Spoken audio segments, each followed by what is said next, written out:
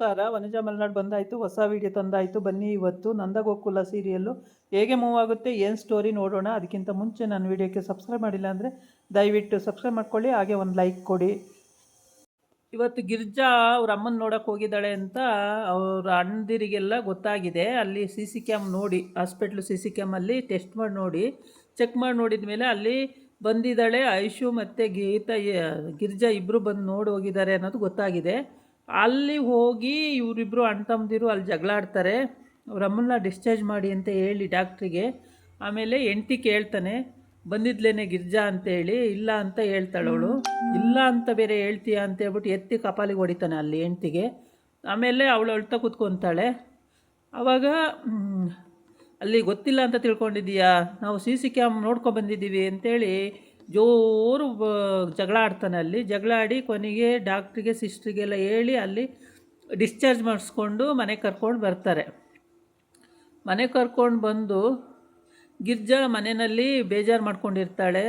ಹೋಗಿ ಬಂದಿದ್ದೀನಿ, ಇವ್ರಿಗೆ ಬೇರೆ ಗೊತ್ತಿಲ್ಲ, ಗೊತ್ತಾದರೆ ಇವ್ರು ಎಲ್ಲಿ ನನಗೆ ಬೈತಾರೋ ಅಂತಾರೋ ಅಂತ ಪಾಪ ಸಖತ್ತು ಬೇಜಾರು ಮಾಡ್ಕೊಂಡು ಇವಳಿದ್ದಾಳೆ ಗಿರ್ಜಾ. ಆ ಕಡೆ ಅವ್ರ ಅಮ್ಮನ ಡಿಸ್ಚಾರ್ಜ್ ಮಾಡಿಸ್ಕೊಂಡು ಕರ್ಕೊಬಂದು ರೋಡಲ್ಲಿ ನಿಂತ್ಕೊಂಡು ರಂಪಾಟ ಮಾಡೋಕ್ಕೆ ರೆಡಿ ಆಗ್ತಿದ್ದಾರೆ ಇವ್ರ ಅಣ್ಣದಿರಿಬ್ಬರು ಎಲ್ಲ ಸೇರಿಕೊಂಡು. ಆಮೇಲೆ ಇವ್ರ ಅಮ್ಮ ಬೇಡ ಕಣೋ ಬೇಡ ಕಣೋ ಬೇಡ ಕಣೋ ಅಂತ ಎಷ್ಟು ಹೇಳಿದ್ರು ಕೇಳ್ತಾ ಇಲ್ಲ. ಇಲ್ಲ ಏ ಗಿರ್ಜಾ ಬಾರೆ ಇಲ್ಲಿ, ಏನಕ್ಕೆ ನಮ್ಮ ಅಮ್ಮನ ನೋಡೋಕ್ಕೆ ಹೋಗಿದ್ದೆ, ನಿನಗೇನೇ ಇದೆ ಅಧಿಕಾರ, ನೀನು ಯಾಕೆ ನೋಡೋಕ್ಕೆ ಹೋಗಿದ್ದೆ ಅಂತ ಜೋರು ಗಲಾಟೆ ಮಾಡ್ತಿದ್ದಾನೆ ಇಬ್ಬರು ಅಣ್ಣ ತಮ್ಮದಿರು ಇಬ್ಬರು ಸೇರಿಕೊಂಡು. ಆವಾಗ ಗಿರ್ಜಾ ಬರಲ್ಲ. ಗಂಡು ಮಕ್ಕಳು 4 ಜನನೂ ಅವ್ರು ಖುಷಿಯಾಗಿ ಅಲ್ಲಿ ಮಾತಾಡ್ತಾ ಇರ್ತಾರೆ. ನಾವೆಲ್ಲ ಪ್ಲ್ಯಾನ್ ಮಾಡಿ ನಿನ್ನನ್ನು ಅಲ್ಲಿ ಕಳಿಸಿದ್ವಮ್ಮ, ನೋಡ್ಕೊಬಂದಿಯಲ್ಲ ಅದೇ ಸಂತೋಷ ಅಮ್ಮ ಅಂತ ಹಿಂಗೆಲ್ಲ ಹೇಳಿ ಕಳಿಸಿರ್ತಾರೆ. ಆದರೆ ಇವ್ರು ಅಣ್ಣದಿರು ಕೂಗಾಡೋದು ನೋಡಿಬಿಟ್ಟು ಗಂಡು ಮಕ್ಕಳು ನೀನು ಬರಬೇಡಮ್ಮ, ನಾವು ಹೋಗ್ತೀವಿ, ನಾವು ವಿಚಾರಿಸ್ತೀವಿ ಅಂತ ಬರ್ತವೆ ಆಚೆಗೆ. ಸೊಸೆಯರು ಗಂಡು ಮಕ್ಕಳೆಲ್ಲ ಆಚೆಗೆ ಬರ್ತಾರೆ. ಅಷ್ಟೊತ್ತಿಗೆ ನಂದ ಅಂಗಡಿಯಿಂದ ಮನೆಗೆ ಬರ್ತಾನೆ. ಮನೆಗೆ ಬಂದು ಏನಿದು ಗಲಾಟೆ ಅಂತ ಬರ್ತಾನೆ. ನಿನ್ನ ಹೆಂಡ್ತಿ ಗನಂದಾರಿ ಕೆಲಸ ಮಾಡೋಳಲ್ಲ, ನಮ್ಮಮ್ಮನ ಏನಕ್ಕೋ ನೋಡೋಕೆ ಹೋದ್ಲು ನಿನ್ನ ಹೆಂಡ್ತಿ, ಮನೆ ಹಾಳು ಮಾಡಿ ಆವಾಗ ಯಾವನ ಜೊತೆನ ಓಡೋದವಳು. ಈಗ ನಮ್ಮಮ್ಮನ ನೋಡೋಕ್ಕೆ ಏನು ಅಧಿಕಾರ ಇದೆ ಅವಳಿಗೆ, ಯಾಕೆ ಹೋದ್ಲು ಅವಳು ನೋಡೋಕ್ಕೆ ಅಂತೇಳಿ ಏನು ದೊಡ್ಡ ಗಲಾಟೆ. ಅಣ್ಣ ತಮ್ಮ ಇಬ್ಬರು ಬಾಯಿಗೆ ಬಂದಂಗೆ ಬೈತಾ ಇದ್ದಾರೆ.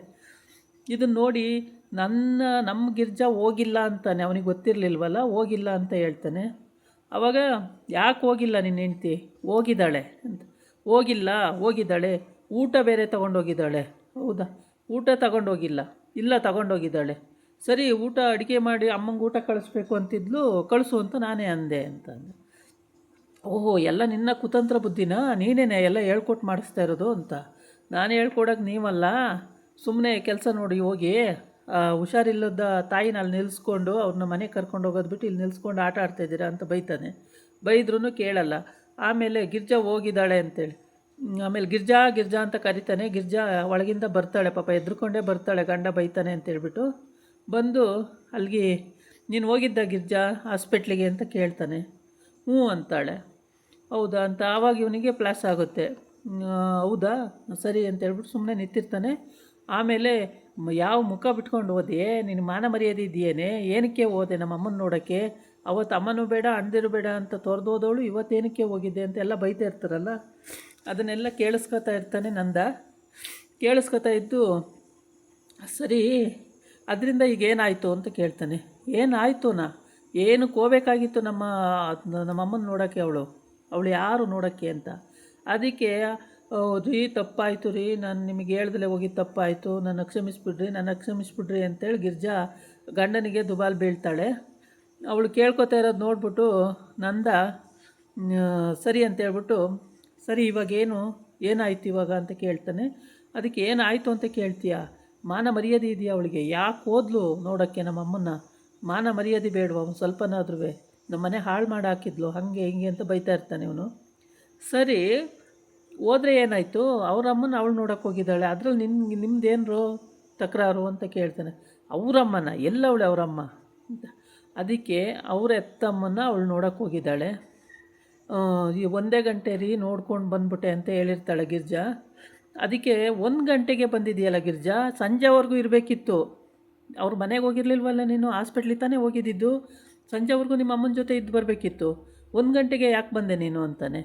ಎಲ್ಲರೂ ನಿಶ್ಶಬ್ದವಾಗಿ ಸ್ತಂಭವಾಗಿ ನಿಂತ್ಕೊಬಿಡ್ತಾರೆ. ಏಕೆಂದರೆ ಉಲ್ಟಾ ಹೊಡೆದ್ನಲ್ಲ ಅಂತ ಹೇಳ್ಬಿಟ್ಟು, ನಂದ ಉಲ್ಟಾ ಹೊಡೆದ್ಬಿಟ್ಟು ಅಂತ. ಆವಾಗ ಇವಳಿಗೆ ಖುಷಿ ಆಯಿತು. ಆಮೇಲೆ ಹಂಗಂತ ಹೇಳಿ ಊಟನೂ ತಗೊಂಡೋಗಿದ್ದಾಳೆ. ಹೌದು, ಅವರಮ್ಮಂಗೆ ಅವಳು ತಿನ್ನಿಸಿದ್ದಾಳೆ, ಅದ್ರಲ್ಲಿ ತಪ್ಪೇನು? ಅವರಮ್ಮಂಗೆ ಹುಷಾರಿಲ್ಲ ಅಂತ ನೋಡೋಕೆ ಹೋಗಿದ್ದಾಳೆ, ಹೋಗೋದ್ರಲ್ಲಿ ತಪ್ಪೇನು? ಏನು ನಿಮ್ಮನೆಗೆ ಬಂದಿಲ್ವಲ್ಲ, ನಿಮ್ಮನೆಗೇನು ಬಂದಿಲ್ವಲ್ಲ ಅಂತ ಹೇಳ್ಬಿಟ್ಟು ಅವನು ನಂದ ಹೆಂಡ್ತಿ ಮಕ್ಕಳು ಸೊಸೆರ ಪರನೇ ಮಾತಾಡ್ತಾನೆ. ಆವಾಗ ಇವರಿಗೆ ಚೀಮಾರಿ ಆಗ್ತಂಗೆ ಆಗ್ಬಿಡುತ್ತೆ. ಅಜ್ಜಿಗೆ ಸೊಸೆಗೆ ಎಲ್ಲರಿಗೂ ಆ ಕಡೆಯಿಂದ ಖುಷಿ ಆಗುತ್ತೆ, ಈ ಕಡೆಯಿಂದ ಅಣ್ಣನ ತಮ್ಮಂದಿರಿಗಿಬ್ರಿಗೂ ಚೀಮಾರಿ ಆಗ್ತಂಗೆ ಆಗ್ಬಿಡುತ್ತೆ, ನಾಚಿಕೆ ಥರ ಆಗ್ಬಿಡುತ್ತೆ. ಅವರಮ್ಮನ ಅವ್ರು ನೋಡೋಕೆ ಬಂದರೆ ನಿಮ್ಮದೇ ಅಂದರು ತಕರಾರು, ಏನು ನಿಮ್ಮನೆ ಬಾಗಿಲಿಗೆ ಬಂದಿದ್ದಾಳೇನೋ, ಹಾಸ್ಪಿಟ್ಲಿಗೆ ಹೋಗಿದ್ದಾಳೆ, ಅವಳು ಹೋದರೆ ಹೋದರೆ ಅವರಮ್ಮನ ನೋಡ್ತಾಳೆ, ನಿನಗೇನು ಕಷ್ಟ, ಹೋಗ್ರ ಸುಮ್ಮನೆ. ಹುಷಾರಿಲ್ಲದ ಮುದ್ಕಿನ ಅಲ್ಲಿ ನಿಲ್ಲಿಸ್ಕೊಂಡು ಇಲ್ಲಿ ಜಗಳಾಡಕ್ಕೆ ಬಂದು ಕೂತಿದ್ದೀರಾ, ಕರ್ಕೊಂಡೋಗಿ ಮಂಗ್ಸ ಬಿಟ್ಟು ಅಂತ. ಆಮೇಲೆ ಅಳಿಯಂದಿರು ವಹಿಸ್ಕೊಂಡು ಮಾತಾಡಿದ್ರಲ್ಲ ಅಂತ ಅಜ್ಜಿಗೆ ಖುಷಿ ಆಗುತ್ತೆ. ಅಜ್ಜಿ ಬೇಡ ಕೊಂಡ್ರು ಕೇಳಬೇಡಿ ಕೊಂಡ್ರು, ಬರ್ರೋ ಅಂದರೆ ಎಷ್ಟು ಹೇಳಿದ್ರು ಕೇಳಲ್ಲ. ಅಜ್ಜಿ ಮಾತನ್ನು ಕೇಳ್ದಂಗೆ ಜಗಳಾಡೋಕ್ಕೆ ಅಂತೇಳಿ ಬಂದಿರ್ತಾರೆ. ಕೊನೆಗೆ ಚೆನ್ನಾಗಿ ಉಗಿಸ್ಕೊಂಡು ಒಳಗಡೆ ಅವ್ರ ಅಣ್ಣ ತಮ್ಮ ಇಬ್ಬರು ಹೋಗ್ತಾರೆ. ಅವ್ರು ಹೋಗಿದ್ದು ನೋಡಿಕೊಂಡು ಆಮೇಲೆ ಅಜ್ಜಿ ಸೊಸೆ ಎಲ್ಲರೂ ಟಾಟಾ ಮಾಡಿ ಬಾಯ್ ಬಾಯ್ ಮಾಡಿ ಇವ್ರಿಗೆಲ್ಲ ಹೋಗ್ತಾರೆ. ಆವಾಗ ಅಜ್ಜಿಗೂ ತುಂಬ ಖುಷಿ ಆಗುತ್ತೆ, ಗಿರ್ಜಂಗೂ ತುಂಬ ಖುಷಿ ಆಗುತ್ತೆ. ಆಮೇಲೆ ಅಜ್ಜಿ ಸೊಸೆಗೂ ಕೂಡ ತುಂಬ ಖುಷಿ ಆಗುತ್ತೆ. ಐಶ್ವರ್ಯ ಅಮ್ಮ ಅಲ್ಲ, ಐಶ್ವರ್ಯಂಗೆ ತುಂಬಾ ಖುಷಿ ಆಗುತ್ತೆ. ಎಲ್ಲರೂ ಖುಷಿ ಪಡ್ತಾರೆ. ನಂದ ಆಡಿದ ಮಾತು ಪಾಯಿಂಟ್ ಹಾಕಿ ಮಾತಾಡಿದ್ದಕ್ಕೆ ಎಲ್ಲರಿಗೂ ತುಂಬ ಖುಷಿ ಆಯಿತು, ಅವ್ರ ಅಣ್ಣ ತಮ್ಮ ಇಬ್ಬರನ್ನ ಬಿಟ್ಟು. ಆಮೇಲೆ ಪಾಪ ಖುಷಿ ಪಟ್ಟವಳು ಅಂದರೆ ಜಾಸ್ತಿ ಅಂದರೆ ಅವರ ಐಶ್ವರ್ಯನ ಅಮ್ಮ ತುಂಬ ಖುಷಿಪಟ್ಲು. ಈ ಕಡೆ ಗಿರ್ಜಾ ಸಖತ್ ಖುಷಿಪಟ್ಲು. ಅದೆಷ್ಟು ಖುಷಿಪಟ್ಲು ಅಂದರೆ ನನ್ನ ಗಂಡ ನೀವಾಗಿದ್ದಕ್ಕೆ ಸಾರ್ಥಕ ಆಯಿತು ಅನ್ನೋ ಮಟ್ಟಕ್ಕೆ ಖುಷಿಪಟ್ಬಿಟ್ಲು. ಅಷ್ಟು ಖುಷಿ ಆಯಿತು ಅವಳಿಗೆ. ಇನ್ನು ಈ ಇಬ್ಬರು ಅವಳ ಓರ್ಗಿತಿ ಮತ್ತು ಓರ್ಗಿತಿ ಮಗಳು ಇವರು ಡುಮು ಅಂತಿದ್ದಾರೆ. ಏಕೆಂದರೆ ಅವ್ರಿಗಿವ್ರಿಗೂ ಹೊಂದ್ಕೊಳ್ಳೇಬಾರ್ದು ಅನ್ನೋ ತೀರ್ಮಾನಕ್ಕೆ ಇವ್ರು ಬಂದುಬಿಟ್ಟಿದ್ದಾರೆ. ಎದುರು ಬದ್ರು ಇದ್ದರೂ ಮಾತಾಡಿಸ್ಬಾರ್ದು, ಹೊಂದಬಾರ್ದು ಅಂತ ತೀರ್ಮಾನಕ್ಕೆ ಬಂದುಬಿಟ್ಟಿದ್ದಾರಲ್ಲ. ಹಂಗಾಗಿ ಇವ್ರಿಗೆ ಹೊಟ್ಟೆ ಉರಿ. ಇವರು ಒಂದಿಬ್ಬರು, ಇವರೊಂದು 3 ಜನ, ಇವಳ ಮಗನೂ ಸೇರಿಕೊಳ್ತಾನೆ. ಇವರೊಂದು 3 ಜನ, ಅವ್ರ ಅಣ್ಣ ತಮ್ಮ ಒಂದಿಬ್ಬರು, 5 ಜನ ಗಿರ್ಜನ ಮೇಲೆ ಕತ್ತಿ ಮಸೀತಾ ಇರ್ತಾರೆ ಯಾವಾಗಲೂ ಜಗಳಾಡೋದಕ್ಕೆ. ಅದರಲ್ಲೂ ನಂದ ವಹಿಸ್ಕೊಂಡು ಮಾತಾಡಿದ್ದಂತೂ ತುಂಬ ಖುಷಿ ಕೊಡೋವಂಥ ವಿಷಯ. ತುಂಬ ಸಂತೋಷವೂ ಆಯಿತು ಎಲ್ಲರಿಗೂ. ಎಲ್ಲರೂ ಸಂತೋಷ ಪಟ್ಕೊಂಡು ಖುಷಿ ಪಟ್ಕೊಂಡು ನಂದೊಂದು ಮಾತಿಗೆ ಸದ್ಯ ನಮ್ಮಪ್ಪ ನಾವೆಲ್ಲ ಪ್ಲ್ಯಾನ್ ಮಾಡಿ ಅಪ್ಪ ಹಿಂಗೆ ಮಾಡ್ದು ಕಣಪ್ಪ ಅಂತ ಹೇಳಿದಾಗ ಕೇಶವನ ಈ ಥರ ಮಾಡೋದು, ಮೀನಾ ಕೇಶವ ಎಲ್ಲ ಹೀಗೆ ಅಂತೆಲ್ಲ ಹೇಳಿದಾಗ ತುಂಬ ಖುಷಿ ಆಗುತ್ತೆ. ಎಷ್ಟು ಖುಷಿ ಪಡ್ತಾನೆ ಅಂದರೆ ಇಷ್ಟೆಲ್ಲ ನನಗೆ ಗೊತ್ತಿಲ್ದಂಗೆ ಮಾಡ್ತಿರಲ್ಲ ಅಂತ ಹೇಳ್ಬಿಟ್ಟು, ಆದರೂ ಅಲ್ಲಿ ಬಿಟ್ಕೊಡ್ಬಾರ್ದು ಅಂತ ಅಂದ್ಕೊಂಡು ಅಲ್ಲಿ ಎಲ್ಲರನ್ನೂ ವಹಿಸ್ಕೊಂಡು ಬಂದಿರ್ತಾನೆ. ಮನೆಗೆ ಬಂದಮೇಲೆ ಒಳಗಡೆ ಹೋದ್ಮೇಲೆ ಕೇಳಿದೆ ನನಗೆ ಗೊತ್ತಿಲ್ದಂಗೆ ಈ ಕೆಲಸ ಎಲ್ಲ ಮಾಡಿದ್ದೀರಲ್ಲ ಅಂತ ನಾಳೆ ಚಾರ್ಜ್ ತೊಗೊಳ್ತಾನೆ. ಏಕೆ ಅಂತಂದರೆ ಅವನಿಗೆ ಯಾವ ವಿಷಯನೂ ಗೊತ್ತೇ ಇಲ್ಲ. ಇವ್ರು ಏನೇನು ಪ್ಲ್ಯಾನ್ ಮಾಡಿದಾರೋ ಒಂದು ವಿಷಯಗಳು ಗೊತ್ತಿಲ್ಲ. ನಾಳಿನ ಎಪಿಸೋಡು ತುಂಬಾ ಇಂಟ್ರೆಸ್ಟಿಂಗ್ ಆಗಿರುತ್ತೆ, ತುಂಬ ಚೆನ್ನಾಗಿರುತ್ತೆ. ಒಮ್ಮೆ ಕೂಡ ನೀವು ನೋಡ್ಬೋದು ಇಂಟ್ರೆಸ್ಟಿಂಗ್ ವಿಷಯನ. ಅಮ್ಮ ಮಗಳು ಇಬ್ಬರು ಮಾತಾಡಿ ಚೆನ್ನಾಗಿ ಆರೋಗ್ಯ ನೋಡ್ಕೊಳ್ಳಮ್ಮ ಅಂತ ಹೇಳ್ತಾಳೆ ಮಗಳು. ಆಯಿತು ಕಣಮ್ಮ ಅಂತ ಅಮ್ಮ ಹೇಳ್ತಾಳೆ. ಖುಷಿಯಾಗಿ ಎಲ್ಲರೂ ಮಾತಾಡಿಕೊಂಡು ಆಮೇಲೆ ಐಶ್ವರ್ಯ ಅವ್ರ ಮಗಳು ಎಲ್ಲ ಟಾಟಾ ಬಾಯ್ ಬಾಯ್ ಮಾಡಿ ಅಕ್ಕಪಕ್ಕ ಅಲ್ವಾ, ತುಂಬಾ ಸಂತೋಷವಾಗಿ ಎಲ್ಲರೂ ಅವ್ರ ಮನೆಗೆ ಅವ್ರು ಹೋಗ್ತಾರೆ, ಇವ್ರ ಮನೆಗೆ ಇವ್ರು ಹೋಗ್ತಾರೆ.